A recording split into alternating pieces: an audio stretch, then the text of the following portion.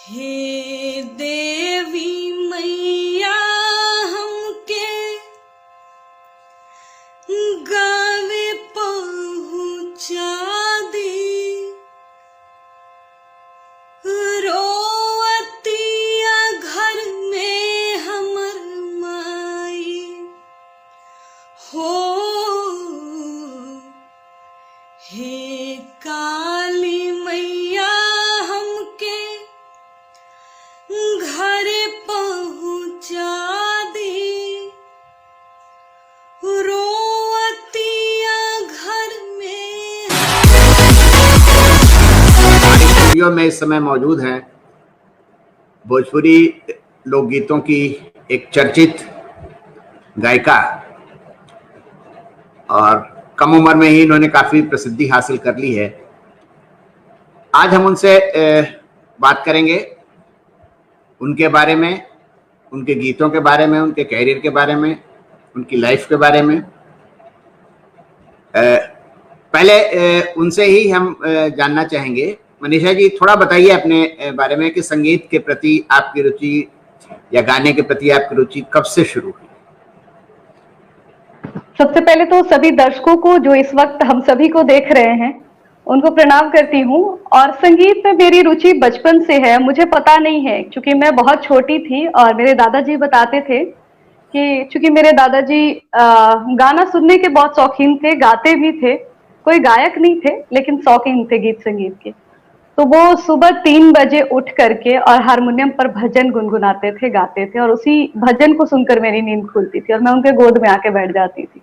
तो मैं काफी तब छोटी थी, बहुत ही छोटी थी जब मैंने संगीत में मेरी रुचि दादाजी को दिखने लगी। तो फिर आपने विधिवत इसको सीखना भी शुरू किया? बिल्कुल, शुरुआत में तो दादाजी ने मेरा मार्गदर्शन किया और लोकगीत के मेरे गुरु वही हैं, क्योंकि उन्होंने ही मुझे बताया। लेकिन जब मैं 4th क्लास में थी तब मैं प्रयाग संगीत समिति प्रयागराज इलाहाबाद से मैंने संगीत का कोर्स किया और अब मैं ग्रेजुएट हो चुकी हूँ, यानी प्रभाकर कंप्लीट कर चुकी हूँ शास्त्रीय संगीत में। वाह, अच्छी बात। तो इस समय आप कहाँ रह रही हैं? इलाहाबाद में रह रही हैं कि नहीं, इलाहाबाद में सिर्फ पढ़ाई के समय मैं रही थी और 2013 में मेरी पढ़ाई पूरी हो गई थी। अब मैं पटना में रहती हूँ जी। आप बेसिकली बिहार की रहने वाली हैं? जी, बेसिकली मैं बिहार के सासाराम जिले से हूँ, पटना में रहती हूँ। अच्छा अच्छा अच्छा। तो लोकगीतों के प्रति आपकी रुचि कैसे शुरू हुई? मतलब मैं तब बहुत छोटी थी जी, मैं बहुत छोटी थी और मेरा चूंकि जन्म और मेरा बेसिक पढ़ाई लिखाई जो हुआ है वो गांव में हुआ है। और मैंने गांव में जो जितने भी समारोह होते हैं, चाहे वो बच्चे के जन्म का समारोह हो, शादी ब्याह का समारोह हो, या हमारे लोक संस्कृति के अंदर जितने भी पर्व त्योहार आते हैं, उन सभी चीजों को मैंने जिया है। मैं उन सभी गीतों को सुनी हूँ, तो एक अलग रुचि रहता था। ठीक है, मैं क्लासिकल भी गाती थी और मैं कुछ हिंदी गीत भी गाती थी, लेकिन कहीं ना कहीं मन में रहता था कि अपने जो माटी के गीत हैं, अपने जो लोक गीत हैं जो विलुप्त हो रहे हैं हमारे समाज से, उन गीतों को पुनर्जीवित करने का अवसर एक दिख रहा था, तो मैंने बस शुरुआत की। आमतौर पर ये देखा गया है और मैंने भी महसूस किया है, क्योंकि मैं भी गांव से जुड़ा रहा हूँ, कि जिंदगी के हर क्षेत्र में से मतलब गीतों का जुड़ाव रहता है। बच्चा पैदा हुआ या शादी हुई, शादी गीत अलग होते हैं, सोहर अलग होता है, छठ गीत जो कि मुझे बहुत ही अच्छा लगता है, सोहर मुझे बहुत अच्छा लगता है। जब महिलाएं खेतों में काम करती हैं तो वो गीत गाती हैं, यानी कि हर अवसर पर गीत अलग अलग होते हैं। लेकिन मैं देखता हूँ कि लोकगीतों की कोई लिखित किताब जो है, सम्यक किताब मेरे ख्याल से शायद है नहीं। तो वो खोजना पड़ता है कि ये मेहनत आपने भी की होगी इस तरह से। जी जी। तो जब लोकगीतों के प्रति आपका रुझान हो गया जी और आपने सोचा कि इसे एज ए कैरियर बनाया जाए, जी तो इसमें बताइए कोई अड़चन, कोई बाधा परिवार की तरफ से या समाज की तरफ से कभी आपको फेस करनी पड़ी? देखिए, सबसे पहला तो चैलेंज था कि मैं लड़की हूँ। मैं उस समय लड़की थी, ये सबसे बड़ा चैलेंज था। और चूंकि गांव से थी हाँ। और लड़की होना उस समय अपने आप में एक चैलेंज माना जाता था। और सबसे मेन वजह थी कि कुछ लोग उस समय कहते थे कि ये सब क्या गा रही हो, वही गीत जो हम घरों में सुनते हैं, वही गीत जो हम बच्चे के जन्म पर सुनते हैं, ये सब गीत तो हम घर में, हम अपने आस पड़ोस में सुनते ही हैं। गाना है तो कुछ लेटेस्ट गाओ, कुछ बॉलीवुड गाओ, कुछ धमाकेदार गाओ, इस तरह के गीतों को गाओ। लेकिन मेरा शुरू से ये प्रण था कि मैं जब भी गाऊंगी तो लोक गीतों को ही गाऊंगी, क्योंकि लोक गीत में ऐसे ऐसे रस के गीत हैं ना। लोग कहते हैं कि नहीं, लोक गीत में झूम नहीं सकते। नहीं, ऐसे ऐसे रस के गीत हैं कि जो सुनता है, जो दर्शक होते हैं, उनको अंदर से एक झकझोर के रख देता है कि नहीं, वो अगर डांस करना चाहते हैं, झूमना चाहते हैं, मन एक अलग दुनिया में खो जाता है। तो मैंने उन सभी बातों को दरकिनार करके शुरू से उसी ट्रेडिशन को, उसी कल्चर को लेके चली। और आज देखिए, लोगों का माइंडसेट बदल रहा है। लिखित तो बहुत सारे ऐसे गीत हैं जो लिखित नहीं मिलेंगे, और कुछ वरिष्ठ कवि और साहित्यकारों ने प्रयास किया कि उन सभी गीतों को एकत्रित किया जाए। बहुत सारी किताब भी हैं, लेकिन बहुत सारे ऐसे गीत हैं जो लिखित नहीं है। आज भी मैं अपने मम्मी से फोन पे बात करती हूँ तो गीतों के बारे में जानकारी लेती हूँ, दादी से लेती हूँ, नानी से लेती हूँ, जितने भी पुराने पीढ़ी मिलते हैं मैं उनसे गीत संग्रहित करती हूँ। और फिर चूंकि वो पारंपरिक गीत है तो वो कोई बदलाव नहीं होती है, वो पीढ़ी दर पीढ़ी हस्तांतरित होती रहती है। अंदाज अलग हो सकता है, भाव अलग हो सकता है, लेकिन धुन वही होता है। तो मुझे काफी सुविधा मिलती है, जो पुराने लोग हैं वो मार्गदर्शन करते, वो बताते हैं। तो मूलतः आप स्टेज शो करती हैं ज्यादा? जी, फिल्मों में भी गाया है आपने? फिल्म में बहुत सारे ऑफर्स आए फिल्म में, लेकिन अभी भोजपुरी फिल्म की दशा इतनी अच्छी नहीं है। कोई भी सभ्य समाज के लोग भोजपुरी फिल्म को आज के समय में बिल्कुल भी नहीं देखते हैं। और उस कंडीशन में अगर मैं गीत गाती भी हूँ, कई बार ऐसा हुआ कि मैं गीत गाऊंगी, लेकिन डायरेक्टर या जो जिनसे हमारी बात होती है, जो प्रोड्यूसर, डायरेक्टर, म्यूजिक डायरेक्टर होते हैं, वो ये क्लियर नहीं कर पाते हैं कि हमारे गीत में वो सीन कैसा क्रिएट करेंगे। गीत मैंने अच्छा गाया, लेकिन हो सकता है सीन खराब हो, जिस वजह से लोग नहीं देख सके। तो इस वजह से मैं अब तक भोजपुरी फिल्मों से बहुत दूर हूँ, और कोशिश करूंगी कि आगे भी मैं दूरी बनाए रखूं, जब तक कि सही ढंग के फिल्म अगर हमारे बीच नहीं आती है तब। जी, ये बहुत अच्छी बात बताई, क्योंकि मैं भी देख रहा हूँ। और मैं आपको एक बात बताता हूँ, मैं भी बिहार से जुड़ा हुआ हूँ, बिहार का जी रहने वाला हूँ बेसिकली। जी जी तो आजकल की भोजपुरी फिल्में फुहड़ता लेकर के, काफी उनके अंदर फुहड़ता होती है। और सही आपने कहा कि लोगों को फैमिली के साथ वो गाने और वो सारे सीन देखना मुश्किल होता है। तो स्टेज शो जनरली करती हैं। कोई एल्बम वगैरह भी आया है आपका? हाँ, बहुत सारा एल्बम है, और बहुत सारे विधाओं को गा चुकी हूँ। कजरी, झूमर, चैता चैती, छठ गीत, संस्कार गीत, विवाह गीत का एल्बम है। बहुत तरह के एल्बम है, और अभी लोग अच्छा सुन भी रहे हैं मेरे फेसबुक पेज पर लगातार। हाँ हाँ हाँ। तो इन गीतों में सबसे ज्यादा आपको क्या पसंद है? मतलब विभिन्न तरह की जो होती हैं, वो चैती है या मान लीजिए कि कजरी है या विदेशिया का जैसे गीत है, या इनमें आपको सबसे ज्यादा क्या पसंद है? सबसे अधिक इसमें पसंद है कि इसमें जो रस है, जो भाव है, जो जब हम सभी गाते हैं, कोई भी कलाकार लोकगीतों को गाते हैं, तो एक अंदर से एक अलग आनंद आता है। तो ये किसी दूसरे गीत में हम सभी को नहीं मिलते। बहुत सारे ऐसे गीत हैं जो कवि साहित्यकार हमें लिख कर देते हैं, पर वो रस नहीं रहता है, वो भाव नहीं आ पाता है। आजकल हिंदी मतलब भोजपुरी में कुछ अच्छे कवि भी हैं क्या? जी बिल्कुल जो है, बिल्कुल है, बहुत ही अच्छे और बहुत सारे कवि हैं।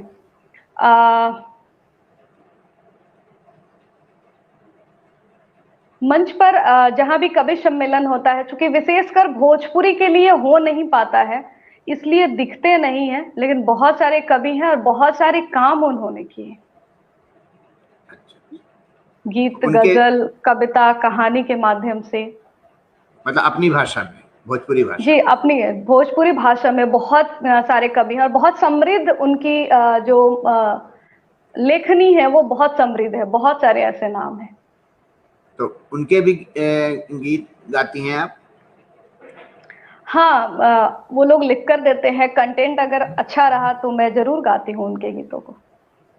अच्छा, अभी आपने बताया कि भोजपुरी में गजलें भी लिखी जा रही हैं। बिल्कुल, गजलें तो भी लिखी जाती हैं भोजपुरी में।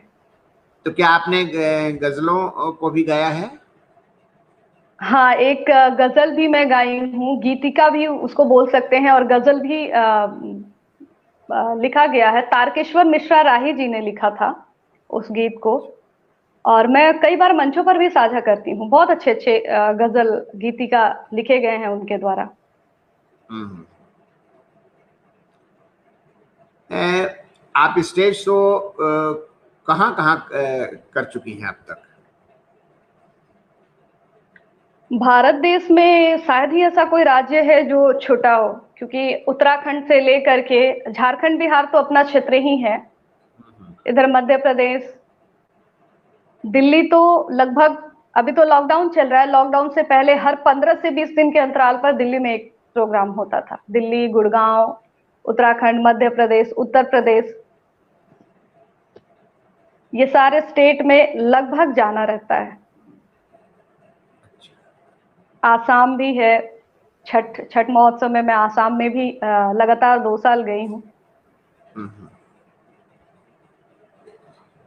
जहाँ मतलब मोस्टली भोजपुरी के लोग रहते होंगे मेरे ख्याल से। हाँ, जहाँ भोजपुरी के, जी।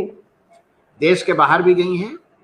हाँ, देश के बाहर भी गई हूँ। मैं 2011 में मॉरिशस गई थी प्रोग्राम देने।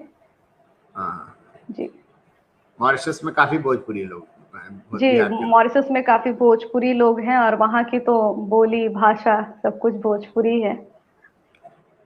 तो इसका मतलब है कि इस समय मैं एक भोजपुरी गीतों की सुपरस्टार से बात कर रहा हूँ। आप जो बोलिए। तो आपकी इतनी सारी यात्राएं होती हैं, एक व्यक्तिगत सवाल है कि आप व्यस्त बहुत रहती हैं, तो पारिवारिक जिम्मेदारियां भी कई बार आपके लिए मतलब बाधा उत्पन्न करती होंगी, या आपको उसकी चिंता रहती होगी? 2016 में मेरी शादी हुई और तब मैं पटना में आई, लेकिन शादी होने के बाद मैं तो कहूंगी कि जब मेरी शादी नहीं हुई थी तब थोड़ा इन सब चीजों का ख्याल रखना पड़ता था कि घर में छठ हो रहा है तो प्रोग्राम करने कैसे जाऊं, लेकिन शादी होने के बाद बिल्कुल भी ऐसा कुछ सोचना नहीं होता है, क्योंकि हम मेरे फैमिली में सभी लोग अपने काम काज में अधिक व्यस्त रहते हैं और बहुत एजुकेटेड पर्सन है, कोई एक दूसरे का इंटरफेयर नहीं करता। तो सब लोग कहते हैं कि ठीक है, घर में छठ हो रहा है तो बाकी सारे लोग आप जाइए प्रोग्राम कीजिए, क्योंकि मेरा यही काम है। तो अब तक कोई रोक टोक नहीं हुआ है और लगभग मैं सारे त्योहार में बाहर ही रहती। कि मैंने एक दो आपके वो देखे गीत जिसमें आप जब गाती हैं तो बहुत अंदर से डूब के गाती हैं, मैंने महसूस किया। इस समय तो आप थोड़ा सा संकोच कर रही हैं मुझसे बात करने में, पता नहीं क्यों। नहीं, ऐसी कोई दिक्कत नहीं है। लेकिन आपको मैंने गाते हुए देखा है, सुना है, तो उस समय आप एकदम डिफरेंट होती हैं, मतलब कि एकदम डूब के गाती हैं। बिल्कुल, क्योंकि उस समय ये लगता है ना कि जब मंच पर चढ़ते हैं, क्योंकि देखिए मंच हमेशा भाषण के लिए होता है, लेकिन जब हम मंच पे चढ़ते हैं तो वो मंच नहीं होता, वो एक मंदिर बन जाता है और उस मंदिर में बैठकर गाना है, सभी लोगों को सुनाना है, एंटरटेन करना है, आनंद देना है। तो वहां पर चाहे जितने लोग हाई फाई बैठे हों, वीआईपी लोग बैठे हों, लेकिन लगता है कि सब लोग तो मुझे ही देखने आए हैं, फिलहाल के लिए, मतलब स्टेज पर ऐसा लगता है कि फिलहाल के लिए मेरे से बड़ा कोई नहीं है, तो मैं अपना परफॉर्मेंस के माध्यम से, अपने गीतों के माध्यम से, तो एक अलग माहौल रहता है, वो एक अलग माहौल होता है और वो मंच पे जाने के बाद ही बनता है।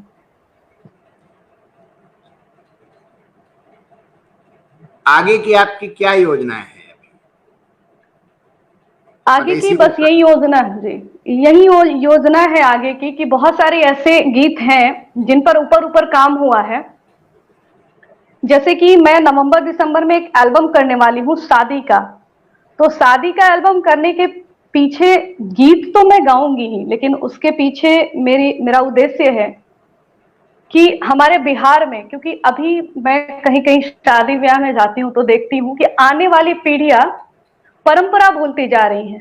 शादी के बाद कौन सा रस्म होता है, लगन उठने के बाद क्या किया जाता है, एक दूसरे से पूछते हैं और काफी कंफ्यूज रहते हैं।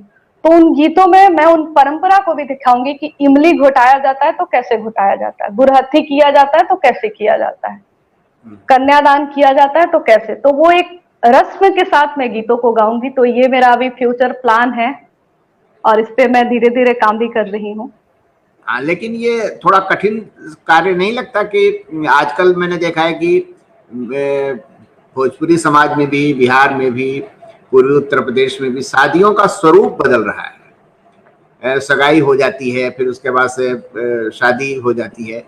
जो पहले वो हल्दी लगाने से लेकर के और मटकोड़वा इत्यादि के जो गीत होते थे, मेरे ख्याल से आजकल बहुत कम गाए जाते हैं इस तरह। हाँ यह जी, क्योंकि सब लोग बाहर से पढ़े लिखे आते हैं मैक्सिमम। अब तो ऐसा होता है कि पति पत्नी या हस्बैंड वाइफ में से कोई एक जाता है, एक दिन में शादी अटेंड करके आ जाता है। बच्चों का वो उत्साह नहीं रहा, बच्चे अटेंड नहीं कर पाते शादी ब्याह, जिसके चलते वो अपने कल्चर को नहीं देख पाते हैं। तो गीतें भूलते जा रहे हैं लोग। मतलब गीत क्या, वो जीवन ही भूलते जा रहे हैं एक तरह से, क्योंकि जी गीत तो बिल्कुल, जीवन से जुड़े हुए हैं। बिल्कुल वो जीवन ही भूलते जा रहे हैं। बहुत सारे ऐसे आज के डेट में बच्चे हैं और मेरे जनरेशन में भी मेरी ऐसी फ्रेंड्स हैं जिनको खुद के शादी का रस्म भी याद नहीं है, कैसे क्या होता है, काफी कंफ्यूज रहते हैं, बस हो गया तो हो गया।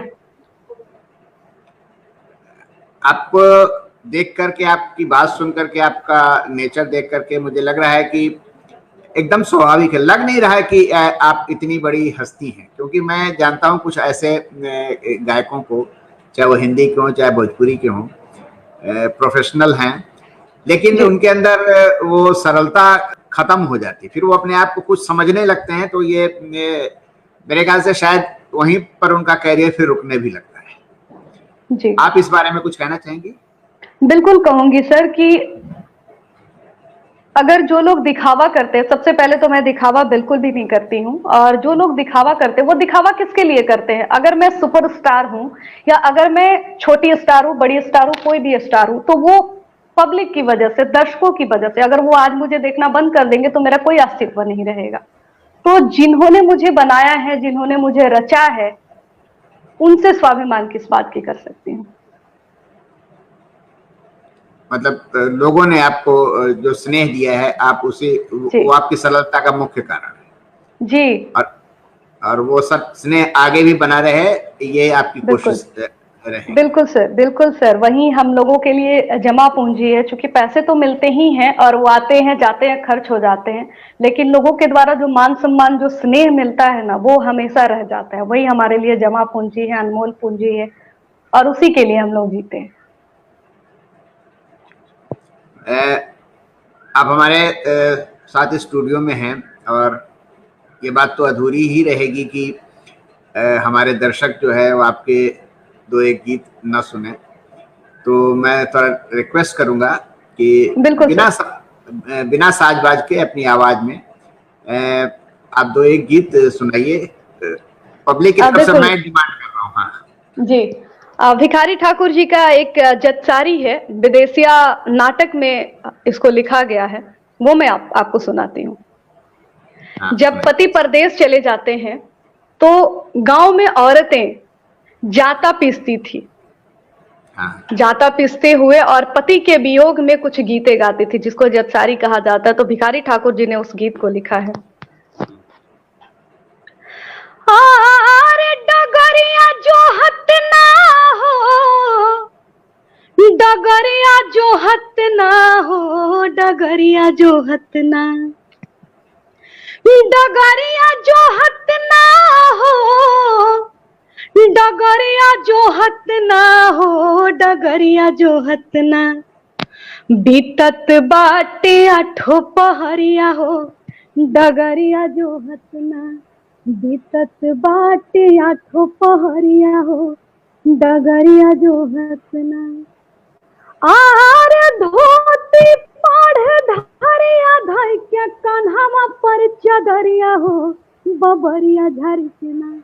जब विदेश गए थे तो एक धोती पहन के और पाढ़ वाला धोती कांधे पे रख के, बबरी उस समय बाल का एक स्टाइल हुआ करता था। आर धोती पाढ़ धरिया धइ के, धोती पाढ़ धरिया धइ के कान्हावा पर चदरिया हो, बबरिया झरी के ना। होख बकावना सहरिया हो, बबरिया झरी के ना, होख बकावना सहरिया हो, बबरिया झरी के ना। पड़ोसी कर थरिया दाल भात तर करिया हो, लहरिया उठेला ना।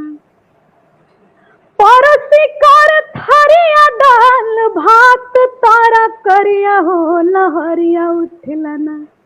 हो लहरिया उठेला ना, रही त करित जीवन अरिया हो, लहरिया उठेला ना, रही त करित जीवन अरिया हो, लहरिया उठेला ना। डगरिया जो हत ना हो, डगरिया जो हत ना हो, डगरिया जो हत ना, डगरिया जो हत ना हो, डगरिया जो हत ना हो, डगरिया जो हत ना। बीतत बाटे आठो पहरिया हो, डगरिया जो हत ना, बीतत बाटे आठो पहरिया हो, डगरिया जो हत ना, बीतत बाटे आठो पहरिया हो, डगरिया जो हत ना। बहुत अच्छा, बहुत अच्छा। आपकी आवाज वाकई बहुत बहुत धन्यवाद। अच्छी है। आपकी आवाज बहुत अच्छी है। मैंने देखा है कि जैसे योग के गीत होते हैं, जी छठ का गीत होता है, सोहर होता है। कोई छठ गीत सुनाना चाहेंगे? बिल्कुल सुनाऊंगी मैं आपको, आपका पसंदीदा भी है और चूंकि आप बिहार से बाहर है तो जरूर मैं आपको सुनाऊंगी।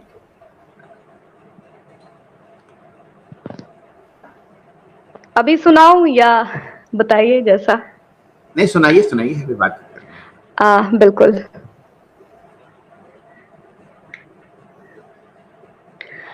ऊजे केरावा जे फरेला घाव दसे, ओह पर सुगा मेरा राय, ओह पर सुगा मेरा राय। ओजे खबरी जानई बो आदित से, सुगा दिले जूठी आए, सुगा दिले जूठी आए। ऊजे मर बोरे सुगवा धनुख से, सुगा गिरे मुरो छाय, सुगा गिरे मुरो छाय।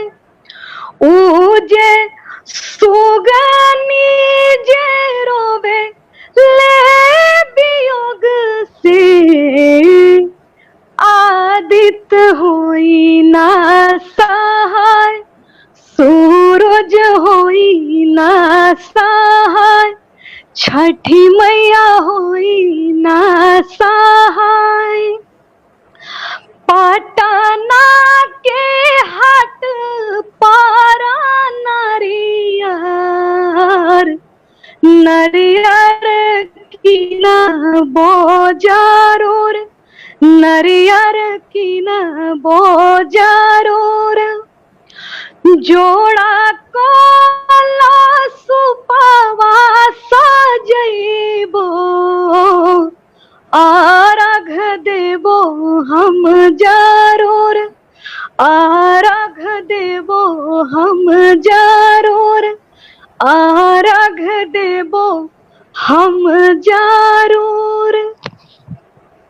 वाह वाह, बहुत अच्छा गाया। बहुत धन्यवाद। जो आजकल या जिसके अंदर रुचि है, जिसके अंदर प्रतिभा है और वो गीत संगीत को अपना करियर बनाना चाहता है, चाहे वो भोजपुरी में हो, चाहे वो किसी क्षेत्रीय भाषा में हो या हिंदी में हो,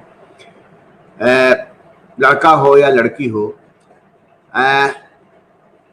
आप अपने अनुभव से उनको क्या सलाह देना चाहेंगे? मैं अपने अनुभव से बस यही उन सभी को सलाह दूंगी कि रातों रात स्टार बनने के चक्कर में सबसे पहले वो ना रहें। क्योंकि मैं मानती हूं कि जल्दी जल्दी स्टार बनने के चक्कर में वो स्टार बन जाएंगे, लेकिन वो पानी के बुलबुले की तरह होता है, वो चंद समय के लिए होता है और उसके बाद वापस फूटकर पानी में मिल जाता है। तो संगीत फेमस होने का, पैसा कमाने का जरिया ना होकर के अगर एक साधना का जरिया बने तो इसमें बहुत बेहतर हो सकते हैं। और वो कलाकार कालजयी हो जाता है जो संगीत को साधना मानकर इसे गाता है, इसका प्रचार प्रसार करता है। संगीत का संगीत एक साधना है और ये बिल्कुल आपने सही बात कही। तो क्या फिर उनको संगीत सीखना भी चाहिए ना, संगीत के बारे में बेसिक? बिल्कुल संगीत सीखना चाहिए। जो बिल्कुल संगीत का जो शास्त्रीय संगीत की शिक्षा है वो तो लेनी ही चाहिए, लेकिन अगर जिस क्षेत्र में वो जाना चाहते हैं, चाहे सुगम संगीत गाना चाहते हैं, लोकगीत गाना चाहते हैं या कोई, तो उसकी विधिवत शिक्षा उनको लेनी पड़ेगी। लोग अगर ये भी देखते हैं कि नहीं लोकगीत है तो हम जैसे मन करे वैसे गा सकते हैं, तो ऐसा नहीं हो सकता। उसे जीना पड़ेगा, उसको देखना पड़ेगा, उसे महसूस करना पड़ेगा।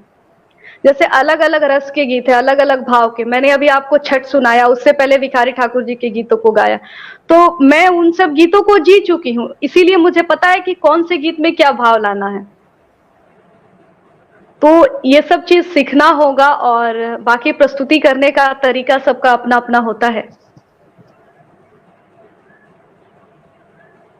एल्बम में अलग तरह की प्रस्तुति होती है और स्टेज पर अलग तरह की प्रस्तुति होती है, फिल्मों में जाते हैं तो फिर वो अलग तरह की प्रस्तुति होती है। बिल्कुल, एल्बम में तो कोई भी गा सकता है, क्योंकि एल्बम में सभी कलाकार नहीं, हम लोग इस्तेमाल नहीं करते, लेकिन बहुत सारे ऐसे लोग हैं जो ऑटो ट्यून्स वगैरह और समथिंग समथिंग कुछ इस्तेमाल करते हैं, और स्टूडियो में बहुत टाइम कट होता है। अगर आपको एक बार अच्छे स्वर में नहीं गा पाए हैं या कहीं सुर चला गया तो स्टूडियो में कट कर सकते हो, वापस से गा सकते हैं, ऐड कर सकते हैं। पर स्टेज शो में ऐसा नहीं होता, एक बार सुर गया तो सभी लोग समझ जाएंगे, क्योंकि श्रोता भी समझदार होते हैं, उन्हें तुरंत समझ में आता है कि कहाँ ये लिख से हटी, कहाँ ये स्केल से हटे, कहाँ ये सुर से गए, कहाँ ये भाव से चले गए। एक व्यक्तिगत सवाल और पूछना चाहता हूँ। व्यक्तिगत का मतलब ये है कि आपके अनुभव में पता नहीं इस तरह कभी आया हो ना आया हो, मैंने सुना है जैसे जो बड़े कलाकार होते हैं, चाहे वो मुकेश जी रहे हो या किशोर कुमार रहे हो या मोहम्मद रफी रहे हो, मैंने सुना है कि कई बार ऐसा होता था कि स्टेज उनका शो आयोजित हो गया, उनका अब गाने का टाइम आ रहा है और वो he was not feeling well, वो अच्छा फील नहीं, उनकी तबीयत थोड़ी खराब है, फिर भी वो स्टेज पर आकर गाते हैं। आपके साथ भी ऐसा कभी कुछ हुआ है कि अचानक आपको लगा ऐसा कि होता है? जी, ऐसा होता है। अगर लोग इंतजार कर रहे हैं तो ऐसा करना होता है। एक संस्मरण मैं आपसे बता रही हूँ, पिछले 2018 में मेरा गुवाहाटी में प्रोग्राम था छठ का, और जैसे बातचीत हुआ था कि 2 घंटे, चूंकि छठ का प्रोग्राम था तो अर्घ के समय 2 से 3 घंटे प्रोग्राम हम लोग कर लेंगे, फिर सुबह में अर्घ के समय 2 से 3 घंटे कर लेंगे। लेकिन उस समय क्या हुआ, चूंकि मेरा ऐसे भी जनरली 2.5-3 घंटे का शो रहता है, फिर भी मैंने एक असिस्टेंट, दूर का सफर था, दूर का कार्यक्रम था, तो मैंने एक सिंगर ले रखा था जेंट्स। वहां जितने भी घाट थे उनका प्रोग्राम 12 बजे बंद हो गया और हम लोगों ने 8 बजे प्रोग्राम किया, फिर हम लोगों ने सोचा कि 10:30 11 बजे खींच लेंगे, कोई दिक्कत नहीं है, फिर सुबह में वापस 1-1.5 घंटा कर लेंगे। लेकिन सुबह शाम 8 बजे से सुबह 8 बजे तक कंटिन्यूसली हम लोग 2 आर्टिस्ट गाते रहे। कारण था कि सारे घाट के जो आयोजन करता थे उनका कार्यक्रम खत्म हो चुका था और सारी भीड़, सारे लोग यहाँ पे इकट्ठा हो गए थे। और उस समय मुझे अच्छी तरह से याद है कि मेरे कोई भी म्यूजिशियन, उन्होंने कहा भी कि आप लोग खाना वगैरह खा लीजिए, लेकिन हम लोग होटल खाना खाने नहीं गए। और एक आता था आदमी मंच पर तो दूसरा ग्रीन रूम में जा करके कुछ भी स्नैक्स वगैरह खा के, पानी पी करके और फिर वापस, चूंकि उतना समय नहीं था, लोग इंगेजमेंट इतना अधिक था लोगों का कि वो उतरने नहीं देना चाहते थे मंच से। तो आप समझ सकते हैं अगर 2 आर्टिस्ट लगातार 10 से 12 घंटे गाते हैं तो क्या स्थिति होती होगी उनकी। तो ये करना पड़ता है, अगर दर्शक हैं और वो आपको सुनना चाहते हैं तो फिर ये एडजस्ट करना पड़ता है, अपने मन को या अपने हेल्थ को थोड़ा सा कंप्रोमाइज करना पड़ता है। आपने अपना कोई ग्रुप भी बनाया हुआ है, मतलब जिसमें साज वाले भी हैं, बाज वाले भी जी, हैं? आपके अलावा मेरा खुद का है मनीषा श्रीवास्तव एंड ग्रुप। तो मैं कहीं भी जाती हूँ तो अपने जो हमारे इंस्ट्रूमेंटल ग्रुप होते हैं उनको मैं लेके जाती हूँ, और बाकी कहीं कहीं ऐसा सिचुएशन आता है कि नहीं ले जा सकती तो फिर वहां के मैं जो अच्छे म्यूजिशियंस होते हैं उनको बुलाती हूँ। लेकिन उनको तो फिर तैयार कराने में थोड़ा टाइम लगता होगा ना? सभी लोगों को नहीं, जो लोग अगर इसमें परिपक्व हैं उनको बहुत समय नहीं लगता, लेकिन 1-1.5 घंटे की प्रोग्राम से पहले रिहर्सल हो जाती है, स्केल और ताल समझ में आ जाता है, तो काफी कोई असुविधा नहीं होती है। क्या भोजपुरी फिल्मों में जो मॉडर्न इंस्ट्रूमेंट्स हैं इनका इस्तेमाल होने लगा है या अभी भी क्लासिकल इंस्ट्रूमेंट्स का ही इस्तेमाल होता है? नहीं, पूरी तरह से। पहली बात तो कि जितने भी भोजपुरी फिल्म हैं मैं तो देखी नहीं हूँ, लेकिन जो गीतें रोड वगैरह पे कहीं सुनाई देती है या कभी कभी अगर कानों में आवाज आती है तो पहले तो ओरिजिनल इंस्ट्रूमेंट होता ही नहीं है, वो तो ट्रैक पे गाते हैं।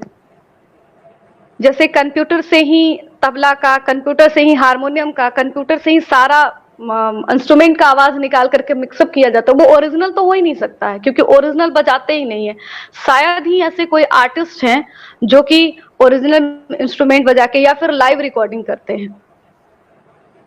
आप जो अपने ग्रुप में आप जो ले जाती हैं साथ में या जहाँ जाती हैं वहाँ प्रेफर करती हैं, तो वो देसी इंस्ट्रूमेंट्स ही प्रेफर करती होंगी? जी, देसी इंस्ट्रूमेंट, हाँ देसी इंस्ट्रूमेंट रहता है। पहले तो बैंजो हो जाता है क्योंकि भोजपुरी प्रोग्राम में जब तक बैंजो ना हो तब तक वो रस नहीं हो पाता, वो मजा नहीं आता है। दूसरे की कभी कीवर्ड्स भी हो सकता है, कभी हारमोनियम भी हो सकता है, वो प्रोग्राम के ऊपर जैसी सुविधा रही। ढोलक रहता है, नाल रहता है, पैड जरूरत पड़ा तो रहता है, नहीं तो झाल रहता है। पूरी तरह से देसी, चूंकि गीत लोकगीत है तो उस पर वेस्टर्न म्यूजिक या वेस्टर्न इंस्ट्रूमेंट बजाएंगे तो उसका माधुर्य खत्म हो जाता है। तो चलिए, आपसे बात करके काफी अच्छा लगा। अब आप से एक गुजारिश है और कि चलते चलते आप अपनी पसंद का कोई गीत, चाहे वो कैसा भी हो, किसी भी रस में हो, आप सुनाइए और हमारे दर्शकों को अच्छा लगेगा, तो फिर हम प्रोग्राम को। बिल्कुल, मुझे भी जुड़ करके और यहाँ अपने संस्मरण को एक बार फिर से शेयर करके बहुत अच्छा लगा। और आइए, जो मेरा सबसे पसंदीदा है और मैं हर मंच पर इसको गाती हूँ और ये मेरा सिग्नेचर सॉन्ग भी है, क्योंकि जब तक ये गीत मैं किसी को सुनाऊं नहीं तब तक वो मन से उतरने नहीं देते हैं, तो वो गीत मैं गाती हूँ। महेंद्र मिश्र जी की रचना है।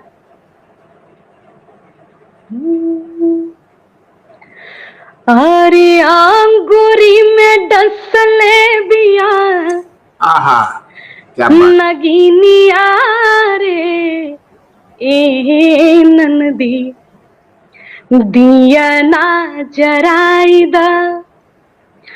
आंगुरी में डसले बिया, नगीनिया रे ननदी, दिया ना जराइदा।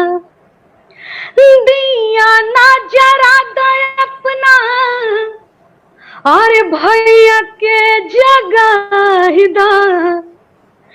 दिया ना जरा दे अपना, अरे भैया के जगाहिदा पोरे पोरे उठेला, पोरे पोरे उठेला लहरिया रे नंदी। अरे दिया ना जराइदा पोरे लहरिया रे,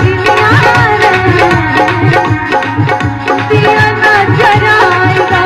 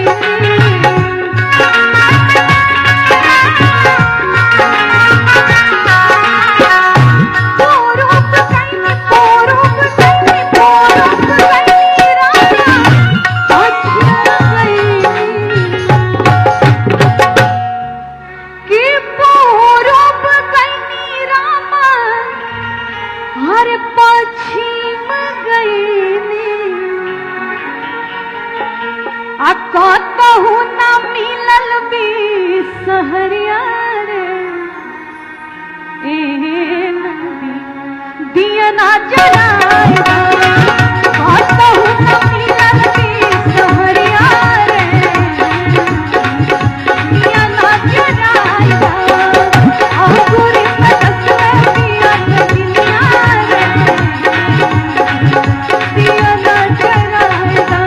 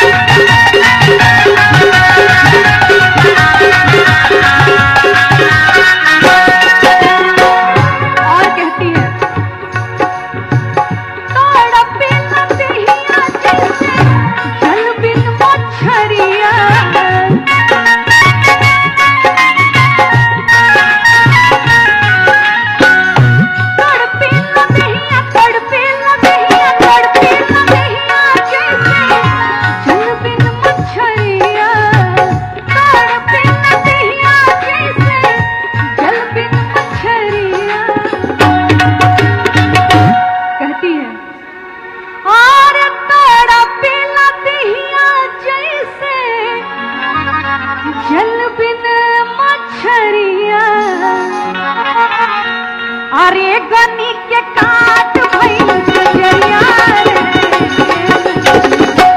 दिया ना जराइदा। अरे गनी के काट भइल जरिया दिया ना जराइदा।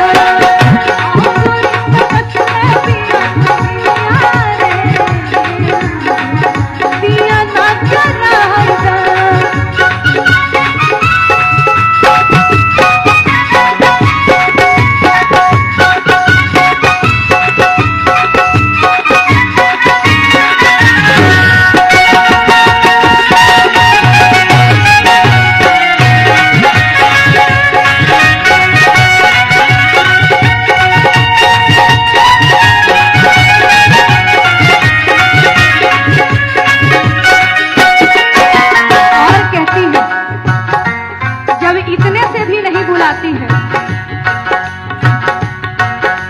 मनाती है, समझाती है और इतने से भी नहीं बुलाती है ननद अपने भाई को, तो अंतिम में कहती है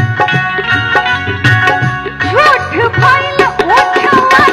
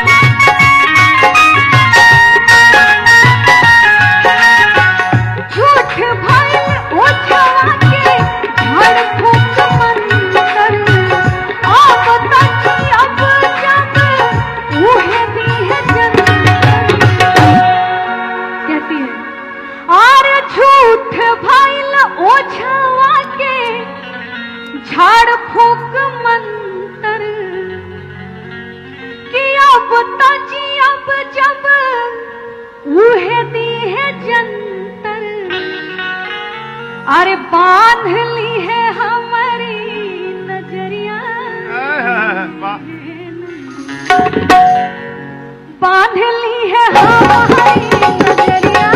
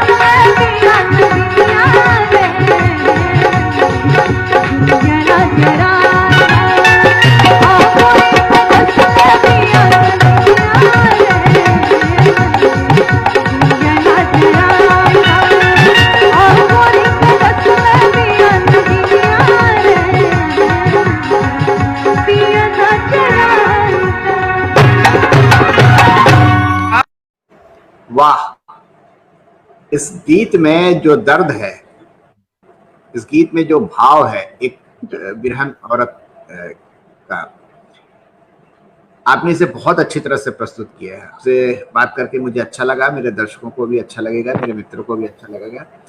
अब हम प्रोग्राम को यहीं पर खत्म करते हैं। बहुत बहुत धन्यवाद जी, बहुत अच्छा लगा मुझे करके, अपने गीतों को सुना करके। प्रणाम करती हूँ सभी दर्शकों को, और आप अपना आशीर्वाद प्यार जरूर भेजिए। फेसबुक पेज पर भी हूँ और मैं यूट्यूब चैनल पर भी हूँ, मनीषा श्रीवास्तव के नाम से। ओके, प्रणाम।